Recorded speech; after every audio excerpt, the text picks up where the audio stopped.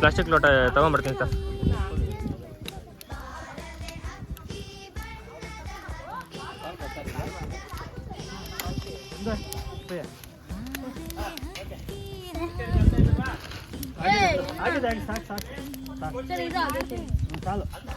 ಮುಕ್ಕಾಲು ಭಾಗ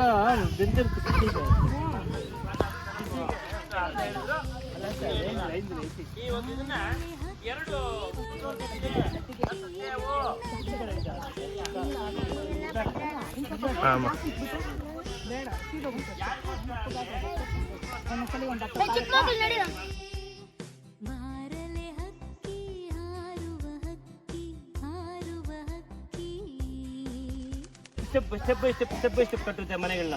ಅರ್ಥ ಆಗ್ತಾ ಇದೆಯಾ? ಅದನ್ನೇನಂತ ಕರಿತೀವಿ? ಆ ಮನೆಯನ್ನ ಕೊಟ್ಟೆ ಅಂತ ಕರಿತೀವಿ. ಇವು ರೈತರಿಗೆ ಶತ್ರುಗಳು ಹೌದು, ಮಿತ್ರರು ಹೌದು. ಶತ್ರುಗಳು ಮೇಡಮ್, ಜಯಲಕ್ಷ್ಮಿ ಮೇಡಮ್, ರೈತರಿಗೆ ಮಿತ್ರರೇ ಶತ್ರುರ? ಇವು ಯಾಕೆ ಮಿತ್ರ ಹೇಗೆ ಶತ್ರು ಹೇಗೆ?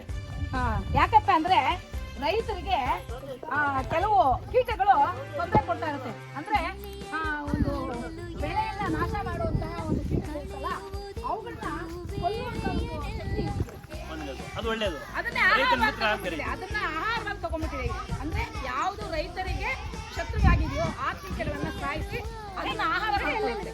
ನಮ್ಗೆ ಅವು ಮಿತ್ರ. ಇವು ಏನಾಗುತ್ತೆ? ರೈತರಿಗೆ ಮಿತ್ರ ಆಗುತ್ತೆ. ಅಂದ್ರೆ ಕೀಟಗಳು ಏನು ಕೀಟಗಳು ಅಂದ್ರೆ ಬೆಳೆಯನ್ನು ನಾಶ ಮಾಡುವಂತ ಕೀಟಗಳು, ಅವುಗಳನ್ನ ಕೊಂದು ಅವುಗಳನ್ನ ಆಹಾರ ಮಾಡ್ಕೊಂಡಿದೆ.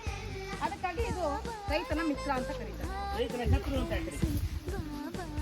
ರೈತನ ಶತ್ರು ಅಂತಂದ್ರೆ ಇವಾಗ ಶತ್ರು ಯಾವುದು?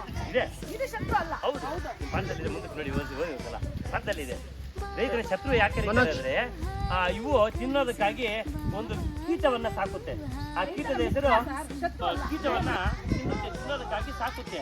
ಅದನ್ನ ಜಿಗಣೆ ಅಂತ ಕರಿತೀವಿ. ಜಿಗಣೆ ಹುಣ್ಣುಗಳನ್ನು ತಂದು ಸಾಕುತ್ತದೆ. ಯಾಕೆ ಸಾಕುತ್ತೆ ಅಂತಂದ್ರೆ ಇವಕ್ಕೆ ಆಹಾರವಾಗಿ ಬೇಕಾಗಿರೋದನ್ನ ತಂದು ಸಾಕುತ್ತೆ. ಆ ಜಿಗಣೆ ಹುಣ್ಣುಗಳನ್ನ ಯಾವಾಗ ತಂದು ಸಾಕುತ್ತೋ, ಜಿಗಣೆ ಹುಣ್ಣು ಅಂದ್ರೆ ಒಂದು ರೀತಿಯಲ್ಲಿ ನಾವು ಇದರಲ್ಲಿ ಗಿಡಗಳಲ್ಲಿ ಹೋದಾಗ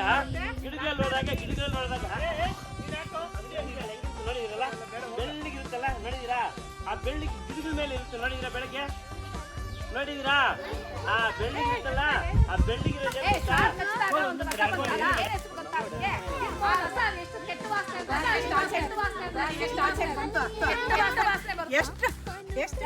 ಕೆಳಗಡೆ ಇಡಬೇಡ, ಒಳಗಡೆ ಸೌಜು ತಂದು ಒಳಗಡೆ.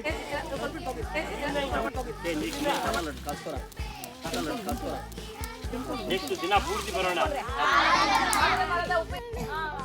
ಬೆಳೆಯೋದು ಯಾವ ರೀತಿ ಯಾವ ತರ ಬೆಳೆಯುತ್ತೆ ಅದ್ರ ಬಗ್ಗೆ ತಿಳ್ಕೊಂಡು, ಮತ್ತೆ ಅದು ರಾಷ್ಟ್ರೀಯ ಮರ, ಮತ್ತೆ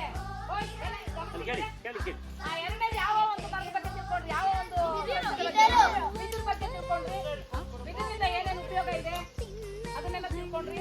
ಮತ್ತೆ ಬಿದಿರು ಮುಗಿಸ್ಕೊಂಡು ನೆಕ್ಸ್ಟ್ ಮುಂದೆ ಯಾವ್ದು ಬಗ್ಗೆ ತಿಳ್ಕೊಂಡ್ರಿ? ಜಗಳಿ ಇರುವೆ. ಇದು ಕುವೆಂಪು ಅವರ ಮಗ ಪೂರ್ಣಚಂದ್ರ ತೇಜಸ್ವಿ ಅವರು ಬರೆದಿರುವಂತಹ ಒಂದು ಬಂದ್ಬಿಡಿ. ಪೂರ್ಣಚಂದ್ರ ತೇಜಸ್ವಿ ಅವರು ಬರೆದಿರುವಂತಹ ಜಗಳಿ ಇರುವೆ ಅಂತ ಒಂದು ಪಾಠ ಇದೆ. ಅದು ಮಲೆನಾಡಿನಲ್ಲಿ ಹೆಚ್ಚಾಗಿರುತ್ತೆ, ಆದ್ರೆ ನಮ್ಮ ಕಡೆನೂ ಇದೆ ಅದು. ಆ ಒಂದು ಜಗಳಿ ಇರುವೆ ಬಗ್ಗೆ ತಿಳ್ಕೊಂಡ್ವಿ. ಅದು ಯಾವ ರೀತಿ ಅದು ಕಟ್ಟುವಂತ ಕೂಡನ್ನ ಏನಂತಾರೆ? ಅದು ಕಟ್ಟುತ್ತಲ್ಲ ಕೂಡು, ಅದನ್ನ ಏನಂತಾರೆ? ದೀಪುಗಿ ಆಗ್ತಾ ಇದ್ರು. ಹೇಳ್ದಂಗೆ ದೀಪುಗಿ ಹಾಕಿದಾಗ ಉದ್ದೇಶ ಏನು ಅಂತಂದ್ರೆ, ದೀಪುಗಿ ಮಾಡ್ತಾ ಇದ್ದಿದ್ದು ಆ ಕಹಿ ವಾಸನೆಗೆ ನಮ್ಮನೆಯಲ್ಲಿ ಸೊಳ್ಳೆ, ಸಿಟಿಗಳು ಅಂತ ಕರಿತೀವಿ, ಸೊಳ್ಳೆಗಳನ್ನ ಕರಿತೀವಿ, ಸೊಳ್ಳೆ ಸಿಟಿಗಳು ಸತ್ತೋಗಿ.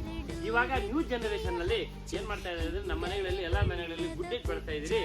ಆ ಗುಡ್ ನೈಟ್ ಬಳಸ್ತಾ ಇದೀರಿ. ಗುಡ್ ನೈಟ್ ವಾಸನೆಯಷ್ಟು ಅನಾರೋಗ್ಯಕರ ಯಾವುದೂ ಇಲ್ಲ.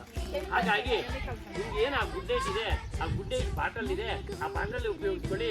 ಈ ಎಣ್ಣೆನ ಬಾಟಲ್ಗೆ ಹಾಕಿ ಸೇಮ್ ಕರೆಂಟ್ಗೆ ಹಾಕಿ, ಕರೆಂಟ್ಗೆ ಎಷ್ಟು ಹಾಕ್ತೀವೋ ಹೀಟ್ ಬರುತ್ತೆ, ಈ ರೀತಿ ಹಾಕಿ ಗಮ್ಮ ದೆಬ್ಬಿ ಕಹಿ ವಾಸನೆ ಬರುತ್ತೆ. ಮಸ್ಕಿಟೋಸ್ ಒಂದು ನಿಮ್ಮ ಮನೆ ಕುಡಿಯಲ್ಲ, ಬಹಳ ಒಳ್ಳೆಯದು ಆರೋಗ್ಯ. ಅರ್ಥ ಆಗ್ತಾ ಇದೆಯಾ? ನೆಕ್ಸ್ಟ್ ಗಾಯಗಳಾದಾಗ ಮೇಡಮ್ ಹೇಳಿದ್ದು ಆಯ್ತು ಅಂತ. ಅದು ಸ್ವಲ್ಪ ಇಲ್ಲಿ ಮುಂದಕ್ಕೆ ಹೋದ್ರೆ ಅದು ಒಂದು ರೀತಿ ಗಾಯ. ನಮ್ಗೆ ಯಾವುದೇ ರೀತಿ ಗಾಯ ಆದ್ರೆ ಗಾಯದ ಮೇಲೆ ಇದನ್ನ ಹಾಕಿದಾಗ ಆ ಕ್ರಿಮಿಕೀಟಗಳು ನಮ್ಮ ದೇಹದೊಳಕ್ಕೆ, ಬೇರೆ ಕ್ರಿಮಿಕೀಟಗಳು ಯಾವುದೂ ಸಹ ನಮ್ಮ ದೇಹದೊಳಕ್ಕೆ ಸೇರಲ್ಲ. ಸೇರದೇ ಇದ್ದಾಗ ಅಲ್ಲಿ ಆ ಗಾಯ ಇನ್ಫೆಕ್ಷನ್ ಆಗೋದು ಅಂತ ಏನ್ ಕರಿತೀವಿ, ಕಿವಿ ಹಿಡಿಯೋದು ಅಂತ ಏನ್ ಕರಿತೀವಿ, ಕಿವಿ ಹಿಡಿಯಲ್ಲ. ಅರ್ಥ ಆಗ್ತಾ ಇದೆಯಾ? ಕಿವಿ ಹಿಡಿಯಲ್ಲ, ಕಿವಿ ಹಿಡಿದಿರ ಒಂದು. ಎರಡನೇದಾಗಿ ಇದನ್ನ ಕಾಯಿಗಳನ್ನ ಹೊಡೆದ ಮೇಲೆ ಅಥವಾ ಮಿಷನ್ಗೆ ಹಾಕಿದ್ಮೇಲೆ ಏನ್ ಬರುತ್ತೆ, ಹಿಂಡಿ ಬರುತ್ತೆ. ಆ ಹಿಂಡಿ ಏನ್ ಮಾಡ್ತಾರೆ, ಆ ಹಿಂಡಿನ ಎತ್ಕೊಂಡು ಹೋಗಿ ಗಿಡಗಳ ಬುಡಗಳಿಗೆ ಹಾಕ್ತಾರೆ. ನಿಮ್ಮ ಸ್ಕೂಲ್ ಹತ್ರ ಇರೋ ಬುಡಗಳಿಗೆ ಹಾಕ್ಬೇಕು. ಬುಡಕ್ಕೆ ಹಾಕಿದಾಗ ಆ ಗಿಡಗಳಿಗೆ ಕಾಯಿಲೆಗಳು ಬರುತ್ತಲ್ಲ, ಕಾಯಿಲೆ ಬರದಿರ ಇರೋದಕ್ಕೆ ಒಳ್ಳೆ ಇದಾಗುತ್ತೆ ಮೆಡಿಸಿನ್. ಒಂದು ಮಿಕ್ಸಿದೆ ಇಲ್ಲಿ